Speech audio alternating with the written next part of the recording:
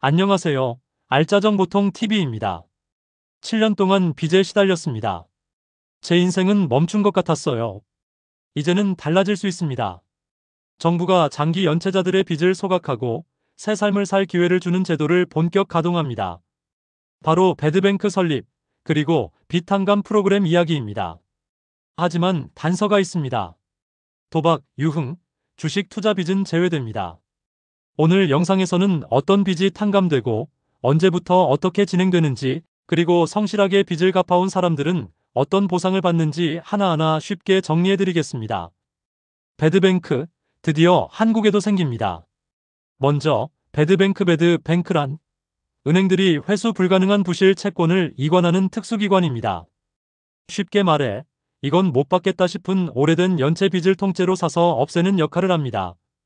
2025년 8월에 채무조정기구 설립, 2025년 9월부터 연체 채권 매입 본격화, 2025년 10월 이후 실제 탕감 실행.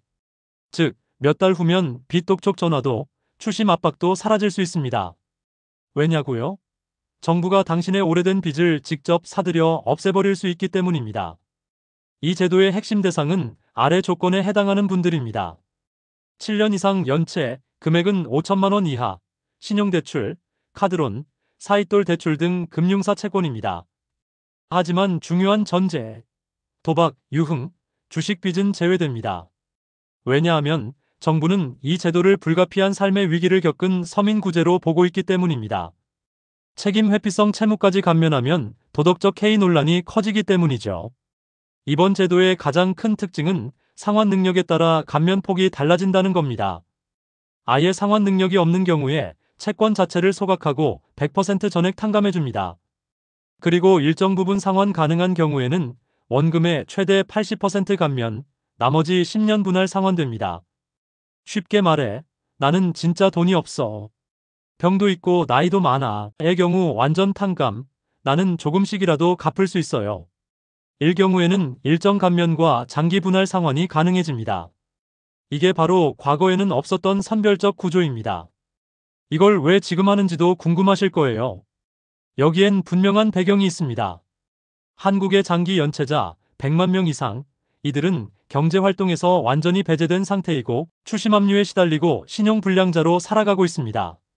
사회적 회생 가능성 없게 되어 결국 국가 경제 손실로 이어집니다. 정부는 이들을 세금 내는 국민으로 복귀시키는 것이 오히려 더 큰 경제적 이득이라는 판단을 내린 겁니다. 미국, 일본, 유럽도 이미 2008년 금융위기, 코로나 당시 비슷한 방식을 썼고요. 이제 한국도 늦었지만 같은 방식으로 구조조정에 나서는 것입니다. 난 지금까지 성실하게 상환했는데 억울하다. 이 부분이 가장 민감합니다. 나는 죽어라 갚았는데 그럼 내가 손해? 그럴 수 있습니다. 그래서 정부는 성실 상환자 보완책도 병행하고 있습니다. 분할 상환 기간 연장 예 5년에서 최대 20년, 이자, 추가 감면 성실 상환자에 한해, 신용회복 기간 단축, 금융상품 신청 우대 처리 대출 등, 즉 정부는 갚은 사람은 손해라는 말이 나오지 않도록 성실 상환자에게도 시간적, 금전적 여유를 주는 방식으로 접근하고 있습니다. 이번 정책엔 소상공인 대상 조치도 포함됩니다. 총 채무 1억 원 이하, 무담보 중위소득 60% 이하는 최대 90% 탕감, 20년 분할 상환해줍니다. 현재까지 10만 명 이상이 신청했고 자영업, 폐업, 100만 시대를 맞아 이들은 다시 일어설 수 있는 기회를 갖게 될 것입니다. 마지막으로 쉽게 이해하실 수 있도록 요약해드리겠습니다.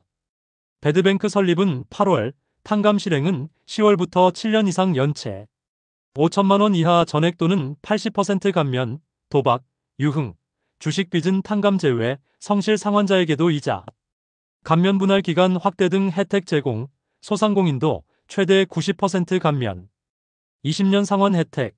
정부의 목표는 단순한 탕감이 아니라 경제활동 복귀와 세금 기여자 전환. 지금 이 제도는 누군가에겐 인생을 바꾸는 기회입니다. 꼭 필요한 분들에게 전달될 수 있게 좋아요와 공유 부탁드립니다. 다음 영상에서 더 알짜 정보로 찾아올게요. 감사합니다.